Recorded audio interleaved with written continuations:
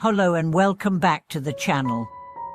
I'm so glad you've joined us today, because what we are going to explore may just flip your entire view of spiritual practice on its head. In a world where effort, intensity, and discipline are often glorified, there lived a monk who did none of that, not in the way we'd expect. He didn't teach. He didn't preach. He didn't meditate for hours a day. He was called lazy, and yet he achieved a level of spiritual mastery so profound that his name lives on as one of the great ancestors of Zen Buddhism. How is that possible? How can someone who seemed to avoid the conventional trappings of Buddhist cultivation become a master revered by generations? Let's journey together into the life of Niutuyu Farong, known in English as Master Farong of Ox Head Mountain, a monk who proved that real Zen isn't about effort, it's about presence. Master Farong was born during the Tang Dynasty, a time of great flourishing for Buddhism in China. As a child, he was brilliant.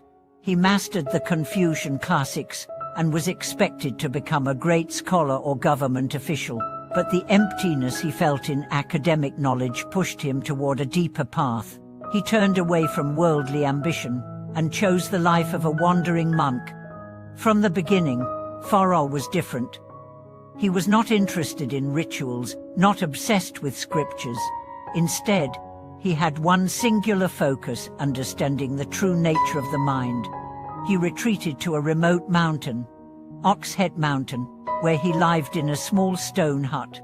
There, away from the noise of the world, he simply sat, not in strict zazen, not according to a schedule. He just lived. He chopped wood, he drank tea, he watched birds, and he observed his mind. And through this deep and continuous observation, he awoke. But what did that awakening look like? There were no fireworks, no visions, no miracles, just an immense, abiding peace, a stillness so pure that wild animals began to gather around him. Even predators, like tigers, never attacked. Snakes crawled near his hut, then left. Deer lay by his feet. The mountain itself seemed to breathe more gently in his presence. When people came to see him, expecting grand teachings, he offered none. Sometimes he would not speak for days. Sometimes he would offer one sentence: "The mind that seeks is already lost." Other times, he would ask a question: "Who are you?" before your parents were born. At first, people thought he was strange.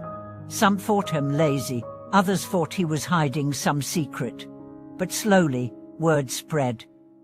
His presence alone healed hearts. His simplicity challenged assumptions. His silence taught louder than sermons. And then came a visitor who would change everything. One day, the fourth patriarch of Zen, Dorkson, heard of this mysterious hermit. Looking toward the southern mountains from his own temple in Huanmai, he saw a strange violet light rising from the earth, an omen. Following this vision, he traveled to Ox Head Mountain and found Farong sitting quietly under a tree. "Are you the one they call the lazy monk?" Dorkson asked. "I do nothing," Farong replied. "Is that lazy?" Dorkson was silent. He saw instantly that Farong had penetrated the essence of the Dharma not through effort, but through stillness. Their conversation was brief, but transformative. Dorkson, already a Zen master, recognized in Farong the rarest kind of realization untainted by doctrine. He didn't know the Dharma, he was the Dharma. And so began a subtle but powerful shift in the Zen tradition.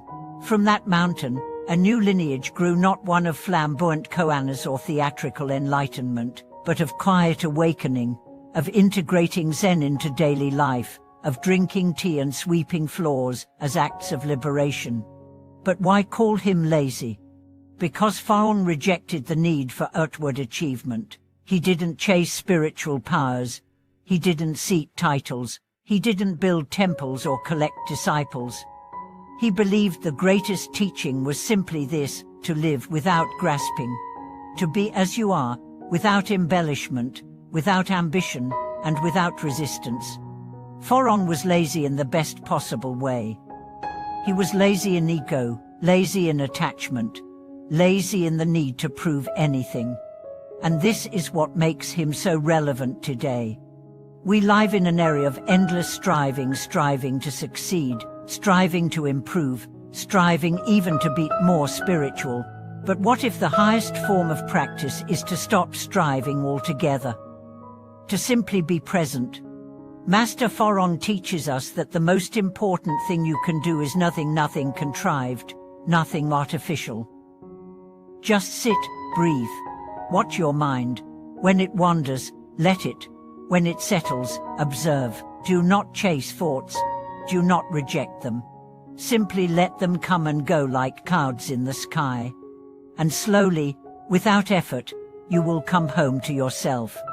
There is a story that once, a scholar came to challenge Farong. He brought a stack of scriptures and began quoting sutras, hoping to debate. Farong said nothing. He took a broom and began sweeping the yard. The scholar grew irritated. "Are you even listening?"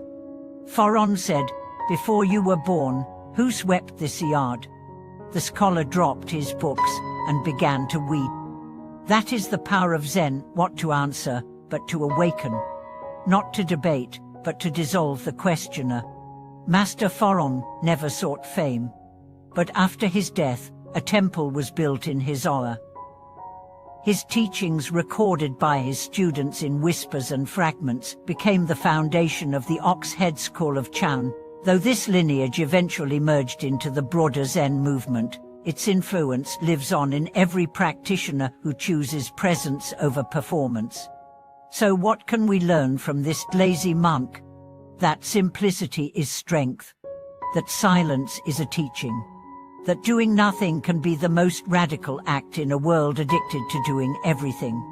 And most of all, that the true Dharma is not found in books, rituals or temples, but in the beating of your heart, the quiet of your breath, and the moment you stop trying to be something other than who you already are.